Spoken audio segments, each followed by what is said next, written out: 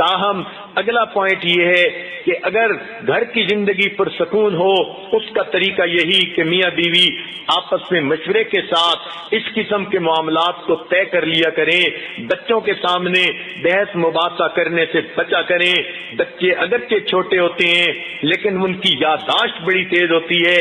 جب میاں بیوی آپس میں ڈائیلاگ کر رہے ہوتے ہیں تو بچے محسوس نہیں ہوتا مگر وہ تو سن رہے ہوتے ہیں، اور ان کے ذہنوں کی جو ہے وہ میموری کے اندر وہ پورا کا پورا منظر وہ اسی طرح پرنٹ ہو رہا ہوتا ہے، لہذا بچوں پہ اس کا بہت برا اثر پڑتا ہے۔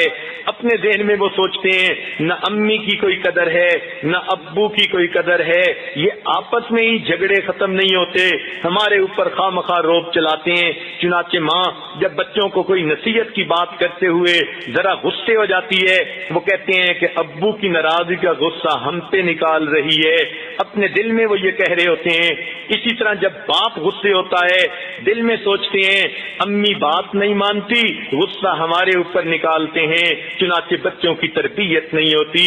جب کسی گھر میں اللہ تعالیٰ اولاد والی نعمت عطا فرما دے، میاں بیوی کو عقل کے ناخن لینے چاہیے، اب ان کی ذمہ داری اور بڑھ گئی، اس بچے کی اچھی تربیت کرنا یہ بھی ان کی ذمہ داری ہے، لہذا بچوں کے سامنے کبھی بھی ایک دوسرے کے ساتھ بحث مباحثہ نہیں کرنا چاہیے۔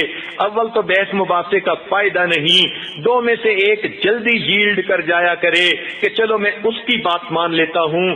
بات ماننے میں ہمیشہ فائدہ ہے، بات ماننے میں اللہ تعالیٰ کی طرف سے انسان کو اجر ملتا ہے، تو اس لیے ماننے میں زیادہ فائدہ ہے، منوانے میں شیطانیت زیادہ ہے۔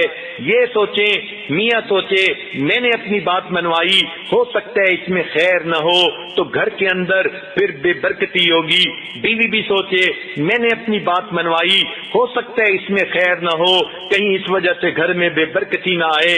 لیکن جب کوئی کسی دوسرے کی بات مانتا ہے تو ماننے میں اور اطاعت کرنے میں ہمیشہ فائدہ ہوتا ہے، حدیث پاک کے مطابق اس میں برکت ہوتی ہے، اس لیے ماننے میں فائدہ ہوتا ہے۔ تو بات کو جلدی سمیٹنے کی کوشش کر لیا کریں، اور بالخصوص بچوں کے سامنے بحث مباحثہ سے پرہیز کیا کریں۔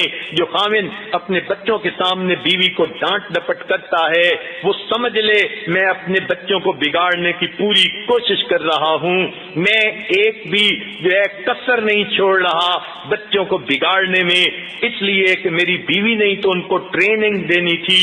جب بیوی کو ڈانٹ پڑ رہی ہے تو بچوں کی نظر میں اس کی کیا اہمیت رہی، اس لیے خامند کی ذمہ داری ہے بچوں کی نظر میں وہ اپنی بیوی کا احترام بنائے، اور بیوی کی ذمہ داری ہے بچوں کی نظر میں اپنے میاں کا احترام بنائے۔ یہ میاں بیوی آپس میں میوچل انڈرسٹینڈنگ کے ساتھ کام کر سکتے ہیں۔ خامند جب بھی بچوں کے پاس بیٹھے ان کو بتائے بیٹو تم امی کی بات مانا کرو، امی کی بات سنا کرو، وہ اپنی بیوی کا جو ہے احترام ان کے ذہن میں پیدا کرے، ماں کا مقام ذہن میں پیدا کرے، اور جب ماں اکیلی ہو بچوں کے پاس ان کو سمجھائے کہ بیٹو تم ابو کی بات مانا کرو۔ جب دونوں میاں بیوی اس کو اصول بنا لیں گے تو بچے ماں کی بھی مانیں گے، باپ کی بھی مانیں گے، اور ان کی اچھی تربیت ہوگی۔ آپس میں ایک دوسرے کے ساتھ بحث مباحثہ سے بچیں، اس بات کو ذہن میں رکھ لیں، نرمی سے جو معاملات طے ہو جاتے ہیں وہ گرمی سے کبھی بھی نہیں ہوتے۔ اگر خامد گرمی میں آ گیا اور آگے سے بیوی بھی گرمی میں آ گئی پھر تو آپس میں بحث چلے گی، پھر تو آپس میں ضد آ جائے گی، اور ضد کی کوئی انتہا نہیں ہوتی۔ ضد کے پیچھے تو پھر گھر ٹوٹا کرتے ہیں، ضد کے پیچھے تو پھر سکون لٹا کرتا ہے، ضد کے پیچھے تو گھر میں بے برکتی ہوتی ہے۔ اس لیے ایسے ماحول سے بچنا چاہیے۔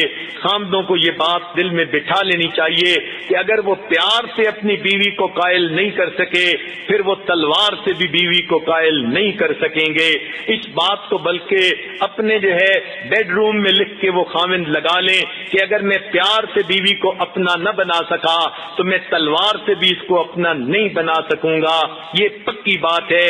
اس لیے کسی جو ہے دانشور نے یہ ایک بات کہی ہے تو عجیب سی مگر کہہ دیتا ہوں، اس نے یہ کہا کہ جو خامند بوسے کے ذریعے اپنی بیوی بیوی کا دل نہ جیت سکا وہ پھر جنگ کے ذریعے بھی بیوی کا دل نہیں جیت سکتا.